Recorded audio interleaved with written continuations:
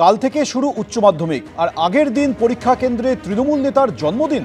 পরীক্ষা কেন্দ্র দখল করে তৃণমূল নেতার জন্মদিন পালনের অভিযোগ। ফলতার ফতেপুর শ্রীনাথ ইনস্টিটিউশন উচ্চ মাধ্যমিকের পরীক্ষা কেন্দ্রে ঘটনা। তৃণমূল নেতা জাহাঙ্গীর খানের জন্মদিন উপলক্ষে স্কুলে প্যান্ডেল বেঁধে রক্তদান শিবিরের আয়োজন করা হয়। দক্ষিণ ২৪ পরগনা জেলা পরিষদের পূর্ত কর্মাধ্যক্ষ ও বজবজের তৃণমূলের পর্যবেক্ষক এই জাহাঙ্গীর খান। হতশ্রী শিক্ষা ব্যবস্থাকে এত সুন্দরভাবে উপস্থাপনার জন্য মাননীয় মুখ্যমন্ত্রীকে ধন্যবাদ। সোশ্যাল মিডিয়ায় ছবি পোস্ট করে কটাক্ষ করেন বিজেপি রাজ্য সভাপতি সুকান্ত মজুমদার। আর এই ঘটনায় আবার জাহাঙ্গীর খানের দাবি, প্রত্যেক বছরই রক্তদান শিবির হয় পঞ্চায়েতের মাঠে। এবার স্থানীয় নেতৃত্ব যে স্কুলে আয়োজন করেছে সেটা তার জানা ছিল না, তার নির্দেশে মাঠ খালি করে দেওয়া হয়। সাফাই জাহাঙ্গীর খানের।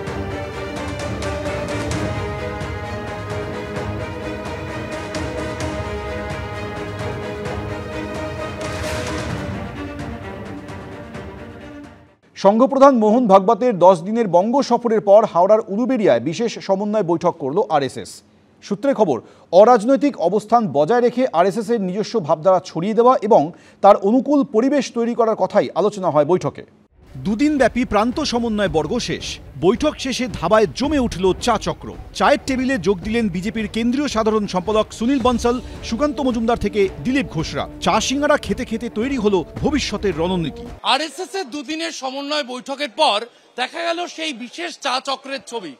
দিলীপ ঘোষ, সুকান্ত মজুমদার, সুনীল বনসাল, সতীশ ধন, অমিতাভ চক্রবর্তীরা একেবারে চায়ের আড্ডায়। আমরা যখন মিলিত হয়ে খোঁজ মেজাজেই থাকি, যেটা আজকে বাইরে হয়েছে বলে আপনারা দেখতে পেলেন, ভেতরে আমরা এরকম আড্ডা মারি, মুড়ি খাই, চা খাই, এটাই চলে, এটাই বিজেপি। সংঘপ্রধান মোহন ভাগবতের 10 দিনের বঙ্গ সফরের পর হাওড়ার উলুবেড়িয়ায় বিশেষ সমন্বয় বৈঠক করল আরএসএস। আরএসএস এর ডাকে দুদিনব্যাপী প্রান্ত সমন্বয় বর্গ শেষ হল রবিবার।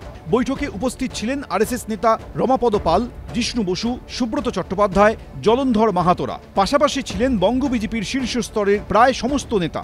তাহলে কি বাংলাতেও বিজেপির ক্ষমতা দখলের স্বপ্ন পূরণ করতে ঝাঁপিয়ে পড়েছে আরএসএস? 26-এর বিধানসভা ভোটের আগে যখন এই প্রশ্নটাই জোরালো হয়ে উঠছে, তখন ইঙ্গিতপূর্ণ জবাব এলো আরএসএস এর তরফে। বিজেপি ভারতীয় জনতা পার্টি একটি স্বতন্ত্র রাজনৈতিক দল, আরএসএস একটি সামাজিক সংগঠন। তাদের দুটো স্বতন্ত্র, তাদের সঙ্গে একটাই সম্পর্ক, সেখানে স্বয়ংসেবক আছেন। এইটাই সম্পর্ক, হৃদয়ের সম্পর্ক। ভারতীয় জনতা পার্টি স্বাধীন হওয়ার পরে পশ্চিমবঙ্গের বিধানসভাতে সবচেয়ে শক্তিশালী বিরোধী শক্তি হিসেবে এসছে।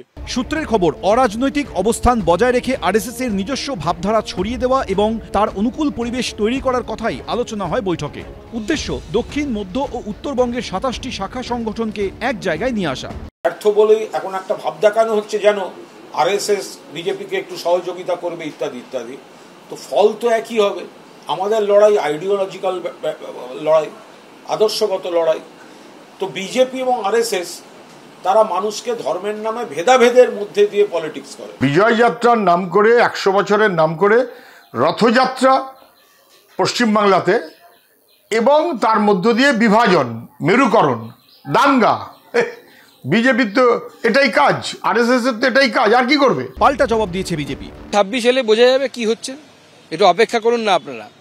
আরএসএস কি এটা বুঝতে গেলে মমতা বন্দ্যোপাধ্যায়কে আগে আরএসএসটা করতে হবে। তো আরএসএসটা করতে বলুন, অভিষেক বন্দ্যোপাধ্যায়কে আরএসএস এর শাখায় যেতে বলুন, তখন আরএসএসটা বুঝতে পারে। এত সহজ বিষয় নয়।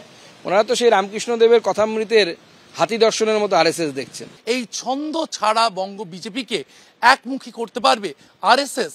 অন্যদিকে এই যে অরাজনৈতিক সামাজিক আন্দোলনের পথ দেখানো হচ্ছে আরএসএস এর পক্ষ থেকে, এই পথ কি পালা বদলে জোর দিতে পারবে? 2026-এ বিধানসভায় শাসক দল হিসেবে পৌঁছে দিতে পারবে বিজেপিকে? প্রশ্ন উঠছে। ক্যামেরায় সন্দীপ সাধুকার সঙ্গে শিবাশিস মৌলিক, এবিপি আনন্দ, উলুবেড়িয়া।